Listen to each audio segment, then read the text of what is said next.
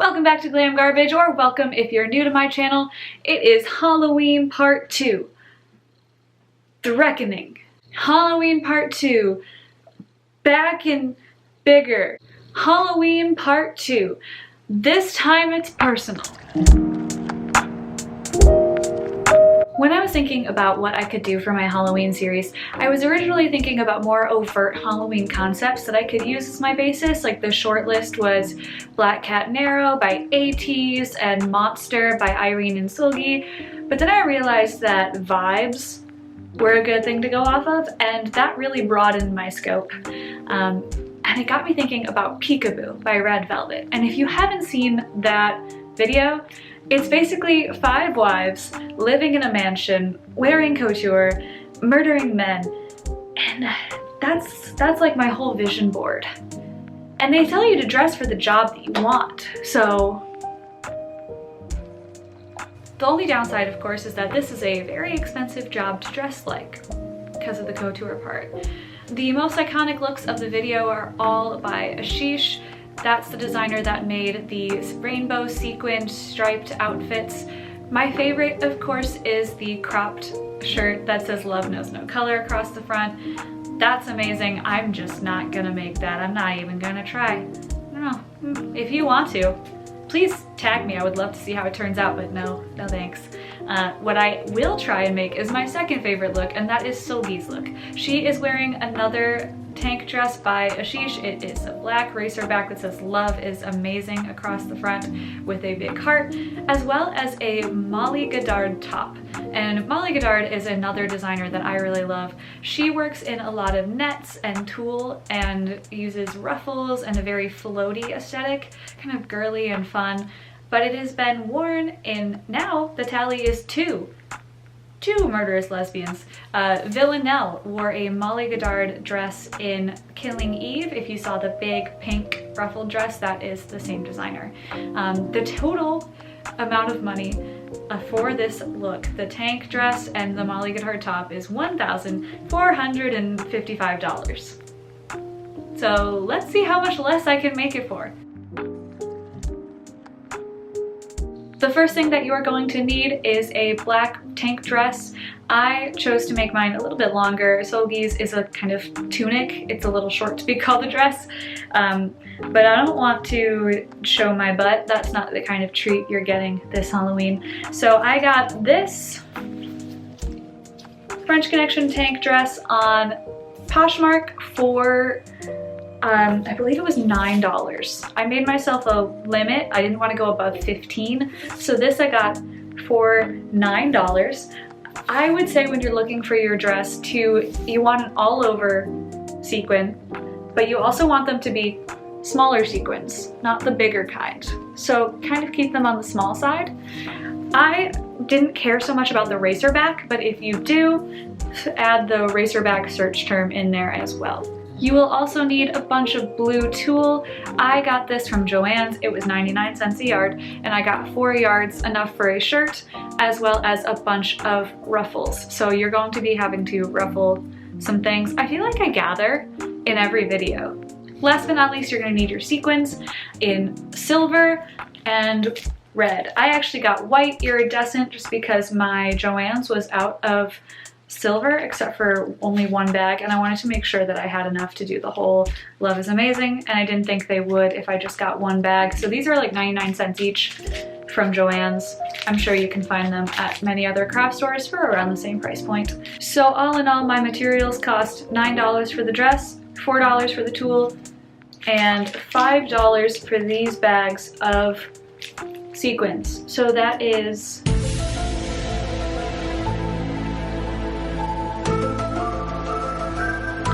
$18. Record scratch, freeze frame, yep, that's me. Blissfully unaware that as I was making that shirt, 4 of the clips containing important instructions would be corrupted, would not be able to be fixed on my laptop. So now I have to reshoot this. God truly gives his silliest battles to his most tragic of clowns. I'm not actually going to make a shirt. I'm just gonna pretend, and you're all gonna pretend with me, okay? We're gonna go on a journey together. Come along. Start with a piece of tulle much larger than the one I'm showing you on and fold it in half. That fold is going to be your shoulder seam just because I didn't feel like sewing more seams than I needed to. So right in the middle of this fold is where I'm going to cut my head hole. Fold it in half again, this time going the other direction, so you've got one fold going down the front, middle, and then one across the top. You have a 4-layer piece of fabric. Lay it down on your cutting board and weigh it down with something heavy just to keep it from slipping around on you, and cut out your head hole. My head is 21 inches around, and I'm not sure if that's big or not, but make sure yours will fit over your head, because I'm not putting any sort of closure in there. Then cut out an arm's eye on this piece of fabric so you are left with this kind of tank top shape.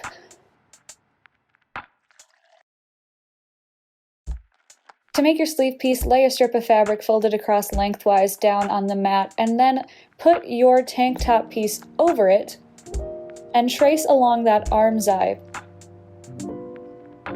Cut that out and then taper your tube of fabric so that you will have a nice arm shape that's not kind of swimming around your wrist, unless you like that.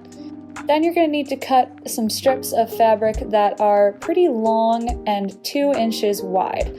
You're going to need a lot of these strips, so just cut a bunch of them. Those are going to be your gathered ruffles.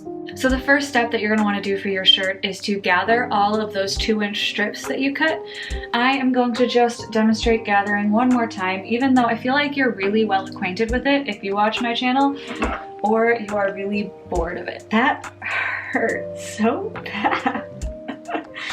Oliver just clawed his way up my leg because he really likes to eat tulle. It's a problem. Anyway, so when you're gathering your strip, you're going to be running 2 running stitches through the center of the strip. I am doing 1 3/4 inch from each side, leaving 1/2 inch in the center. And this is going to be your gathering stitch. So remember not to anchor them at either end of the strip. So let's go. Set your length a bit higher.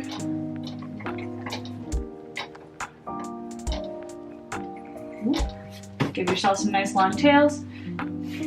And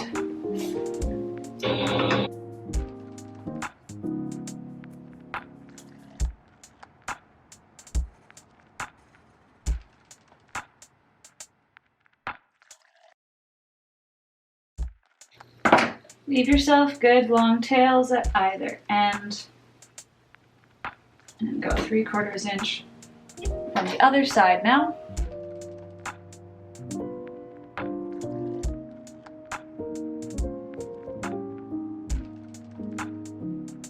Alright, now that you have your nice 2 lines of stitching down your strip, anchor them using a pin at one side. Then grasp one of the tails from each line of stitching.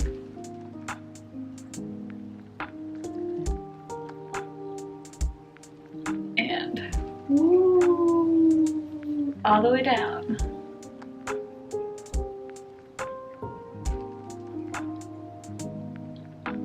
This is so satisfying.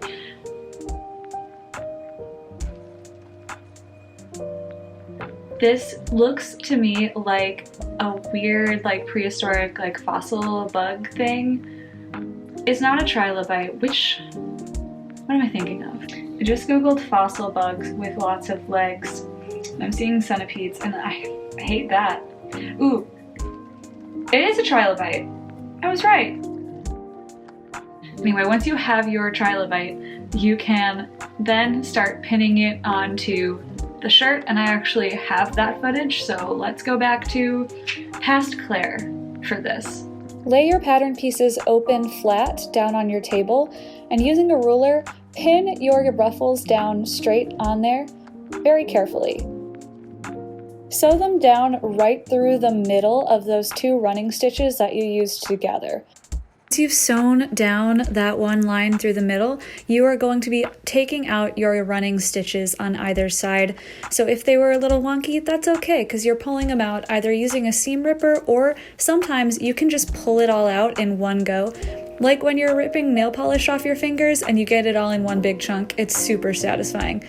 the shirt is already done. I'm not going to pretend to assemble this again. I will tell you though some tips on how I did it. Tulle can be kind of tricky, for me at least. I find it kind of slippery and you have to pin it carefully and go slowly. Leave yourself a good amount of seam allowance. I did a 1/2 inch. And then, unless you want to do French seams, which I show you how to do in my video inspired by OX1 = Lovesong, coincidentally it's my video with the least views. So maybe if you are curious about that technique. Anyway, unless you want to do French seams, which Seulgi's shirt actually does have, what I did was I just gave myself that 1/2 inch seam allowance and then trimmed it really, really close. So really all you see is just that line of stitching and not any of the remaining seam allowance. Just because French seams can be kind of annoying to do and I frankly didn't feel like it. If you are wondering though why Molly Goddard's shirts are so expensive and why something that looks like a kind of simple garment or a cheap material like tulle is so expensive, I'm not going to get into the intricacies of clothing production and what goes into just making one piece of fabric, then getting it to the factory and getting it to the seamstress and then getting it to your door. That's too much, but from just a purely seamstress perspective, tulle is annoying to work with. And doing it carefully and doing it nicely takes a lot of time and effort. So for a laborer at one of Molly Goddard's factories, you are paying them for their quality work. And you're paying for that quality of care put into it. And the rolled hem that I'm not gonna do on my neckline just because I don't feel like it. So keep that in mind. Just something to chew on, you know? Anyway, sorry for the rant. Now back to our regularly scheduled programming and past me to finish this off. Moving on to the dress. Normally this is the kind of thing that I would sew on by hand, but Halloween is next week and we frankly just don't have that kind of time. What I do want is to make sure that I still have the option later to undo this and redo it by hand the way I would normally. So what I am doing is I am going to be making appliques using felt. I have a bunch of felt lying around, it's blue, but I have it, so we're gonna be using it. And we're just going to cover that with glued on sequins. And that is how we're gonna do this. I also doubt that you wanna do this by hand. Like,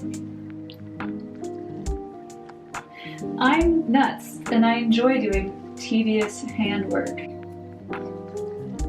But I also know that not everybody is like that.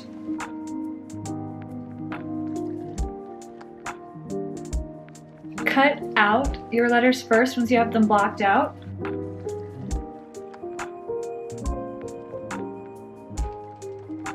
Once you have your letters and your shapes cut out, you are going to put down a big piece of paper as a protector of your workspace and get your sequins out. I am going to be gluing using, these are gonna get everywhere, aren't they? If you wanna use hot glue, you can do that. E6000 is great. Or any other numbers of glue, but just make sure that you are careful and start from the bottom of your applique and then work up, because when you look at the dress, you can see that it goes down like that. So we want to make it look as much like it was sewn on as possible.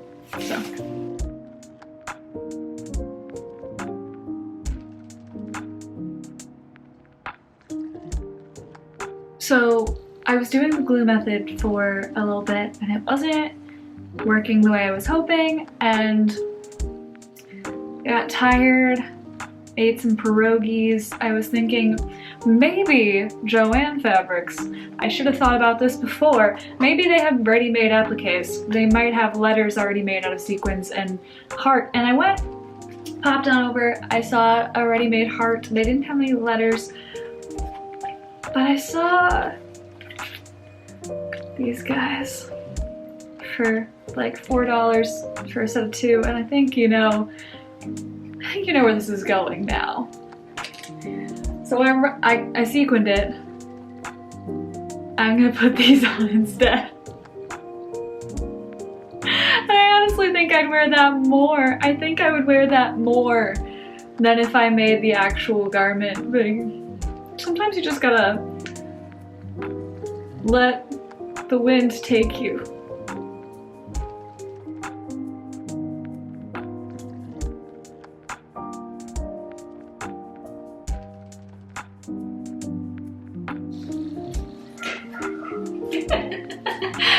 I'm playing peekaboo. Get it?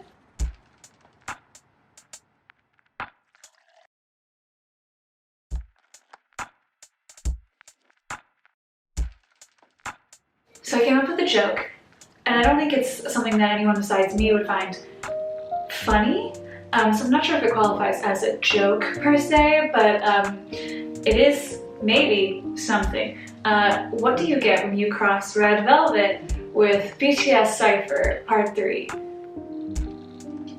You get the Talking Heads, because Psycho plus Part 3 is Killer equals Psycho Killer. It's nothing. I think it's kind of nice.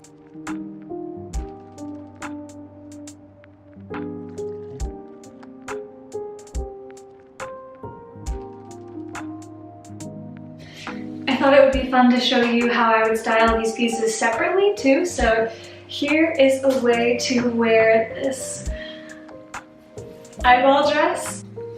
Super cute, super fun, a little funky. Love it, super. Also fun to feel. My eyes are down here.